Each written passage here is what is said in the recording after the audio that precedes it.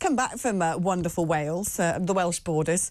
Love that country. Sensible country. Nice, good, sensible, community-minded people.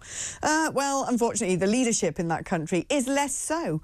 And they've been busy scurrying away some sort of, I don't know, the anti-racist Wales action plan, Labour government's 2022 document, which sought to set out the right historical narrative in the country, is saying that librarians should avoid holding meetings in racist buildings. Make it stop. What on earth is a racist building? Well, Rafe Heydel-Mankoo might have a better idea than I do because he's a historian. Hi, Rafe. Hi there. Great to be with you, Alex. Oh, it's always great to have you on. Don't hold meetings in racist buildings. Why? What happens if librarians are sitting there discussing, I don't know, the sort of Dewey system, whatever it's called, for filing away texts? Are they going to suddenly get sort of like spores that seep out of the walls and suddenly want to, I don't know, buy a few slaves and forcibly colonise some sort of barely habited islands? Like, what's all this about? I know. Well, I was just thinking, you know, where's this madness going to end? You know, Edward II met his ghastly end at Berkeley Castle. He was reputed to be homosexual, and he died by having a red-hot poker stuck up his tracksuit. Yeah, he's now laid to rest in Gloucester Cathedral. I know that. Is that going to become a homophobic venue now, where people are advised not to actually allow anyone to go in there who might be, you know, gay or queer for fear of getting the vapours? Right, yeah. You'll be pleased to know, actually, that I spotted a news item that I sent to Mum today, because Gloucester Cathedral's having its own "we're not racist, but we're probably racist" moment, where you can go into Cathedral and now scan QR codes to find out how racist the cathedral is. Brilliant. But anyway, back to Wales. This is, what the heck is this? It's part of a £130,000 project to instruct local librarians in critical whiteness studies to deal with issues like the dominant paradigm of whiteness. Normally, the Welsh Assembly government are more interested in saying to everyone, you've got to learn Wales because that's part of our heritage. Now what they're saying is, well, you know, instead of like trying to uphold all of the good things that the Welsh have ever made or done in history, let's just self-flagellate and spend 130 grand on doing so. I think we have to understand that we're now living in a post-revolutionary society. We need to be clear about that. People like you and me, TalkTV, we're actually now the counter-revolutionaries. That's why we don't get exposure on mainstream television and with the legacy media.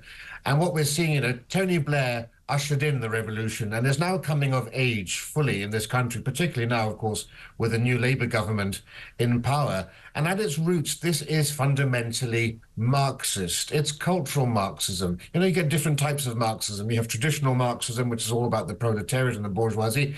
But this is about whiteness, and it's attacking whiteness, which is one of the fundamental aspects of Western civilization. You know, capitalism, you know, masculinity, whiteness, straightness, post-colonial struggles are all about dismantling all of our historical achievements.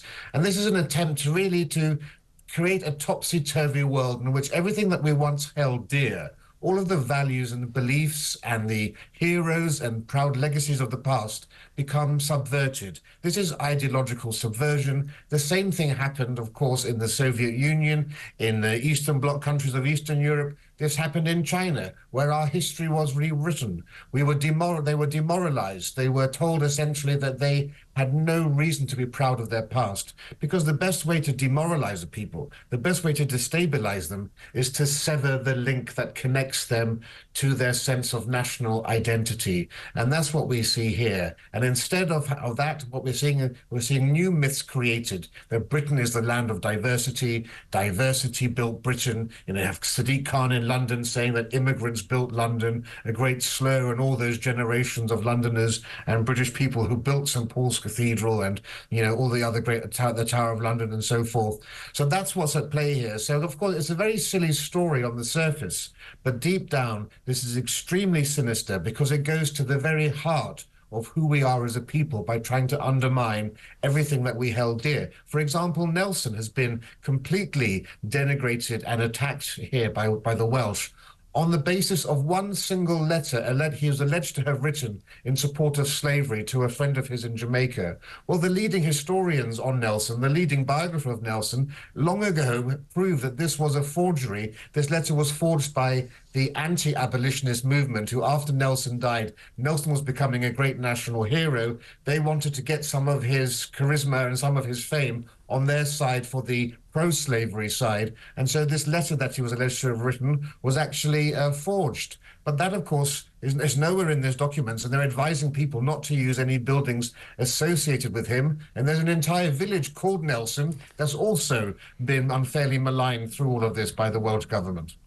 It's just absolutely bonkers, and it is really dangerous. And what I want to know is, how have we allowed this to seep in? Well, it hasn't even seeped into society. It has been sort of rapidly forced upon us at an alarming rate.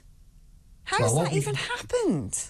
It's not been that much of an alarming rate. I mean, everything is getting apace now, but this has been in the works for decades. This is part of what we call the long march through the institutions. You know, after the fall of the Soviet, after the Russian Revolution, so the communists in the West wondered, why didn't this sort of thing happen in Britain, which was supposed to be an industrialized country? That's where these things were supposed to happen. And they realized actually that the working classes weren't naturally communist. They actually were small C patriots, people like the ones that voted for Boris Johnson in the Red Wall. And so the communists then looked to other minorities to become their foot soldiers in the quest to overturn the West. And so ethnic minorities, gays, the disabled, all of these would now become weaponized as basically the new proletariat for this cause. And the way that they were going to do this was by very slowly, over decades, moving the window of what was acceptable. So we've had this almost glacier-like move to the left over recent decades, whilst they put up the apparatus and structure of their new society all around us. But we see it with the decolonisation of our curriculums. We see it, of course, through things like critical race theory, through gender ideology. These are all the ways in which they are destroying the structures and the edifice of our civilization. And it's a very long process. But now that they've got the structure in place and they've got the government in place and they've taken over our institutions, yes, things are quickening up very fast. Oh, they are going great guns, aren't they? And I mean, look, I always said that, you know, if you were going to take God out of the equation, you better have something good to replace him with. And it turns out it's all these neo-religions that, frankly, are wreaking havoc, are tearing apart our cultural fabric and the glue that binds us together. Rafe, is fantastic having you on the programme. Let's get you back on soon to cheer us all up with the dystopian nature of our post-revolutionary Marxist society. He's a great man. He's from the New Culture Forum.